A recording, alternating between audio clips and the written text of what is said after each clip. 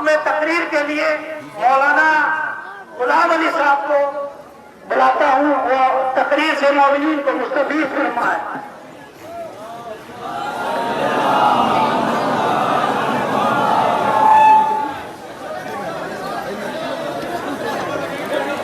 اعوذ باللہ من الشیطان الرجیم، بسم اللہ الرحمن الرحیم۔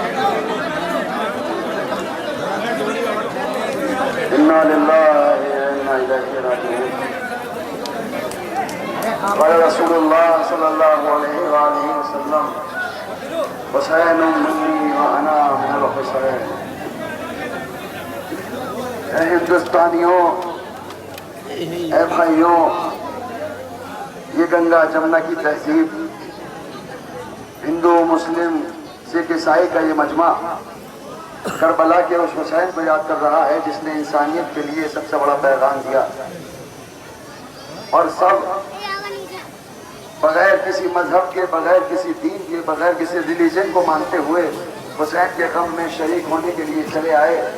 یہ اس بات کی دلیل ہے کہ انسانیت ابھی زندہ ہے، اور جب انسانیت زندہ ہوتی ہے تو آواز اٹھانے والا نہیں دیکھا جاتا ہندو ہے، مسلمان، سکھ یا عیسائی۔ یہ جو آپ علم دیکھ رہے ہیں یہ جناب عباس کا علم ہے، یہ جو تعزیہ دیکھ رہے ہیں وہ امام حسین کی نشانی ہے۔ حضور اکرم حضرت محمد مصطفیٰ صلی اللہ علیہ وسلم کے ناتی یعنی نواسے کے روزے کی نشانی ہے۔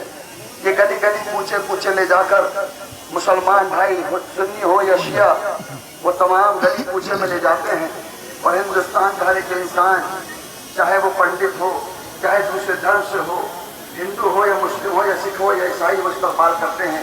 یہ پانی کا اہتمام بتا رہا ہے، یہ انتظام بتا رہا ہے کہ ہندو برادران نے، سنی برادران نے، تمام لوگوں نے مل کر یہ اہتمام کیا ہے۔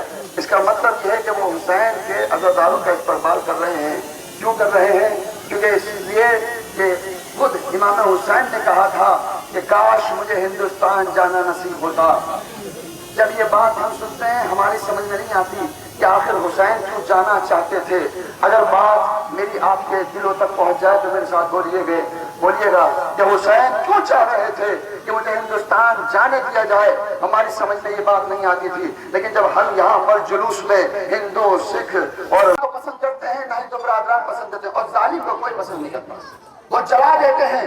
ہم گلی گلی پوچھے پوچھے جا کر بتاتے ہیں آج بھی اگر کوئی گاؤں زندہ ہے تو ہم اس کی مخالفت کرتے ہیں۔ ہر دھرم کے اندر ظلم کرنے والا موجود ہوتا ہے، لیکن اس کا مقابلہ کرنے والے بھی ہوا کرتے ہیں، جسے حسین کہا جاتا ہے۔ حسین کی تمنا تھی کہ ہندوستان آ جائیں، یہ ہندوستان گلزار ہے۔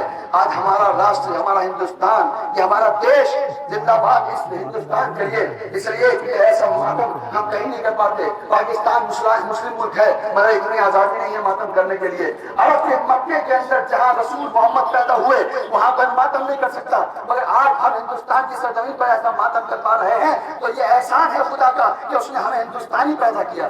ہندوستان زندہ باد، ہندوستان زندہ باد۔ ہندوستان کے لیے اس پرچم کے لیے ترنگا ہے ہماری جان نثار۔ ہم نہ مذہب کے نہ ملت کے، ہمارے رسول نے، ہمارے نبی نے بتایا ہے مسلمان کہتے ہیں اس کو ہیں جو اپنے دیش پر مر جائے۔ ہم اپنے دیش کے لیے زندہ رہتے ہیں، اپنے دیش پر مر جاتے ہیں، بلکہ ہم ہی وہ ہیں جو اسی زمین کے اندر دفن کیے جاتے ہیں۔ ہم سجدہ کرتے ہیں تو اس زمین پر دفن ہوتے ہیں، تو اس زمین پر، اس دیش کی زمین سے ہم سے زیادہ پیار کرنے والا کوئی اور ہو نہیں سکتا۔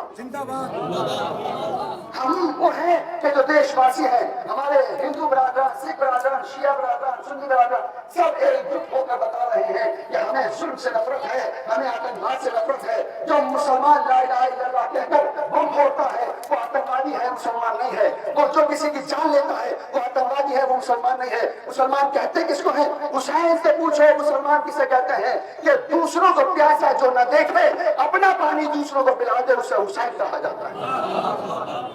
ہم وہ ہیں۔ آج آپ دیکھیے ہندو برادران نے پانی کا انتظام کیا، سبیل لگائی جاتی ہے جب آپ جائیں گے کربلا، یہ بتا رہا ہے کہ دیکھو انہیں بھی احساس ہے کربلا میں کیا ہوا۔ بس یہ آخری بات اور آپ کی زحمت تمام، کربلا میں کیا ہوا، اور یہی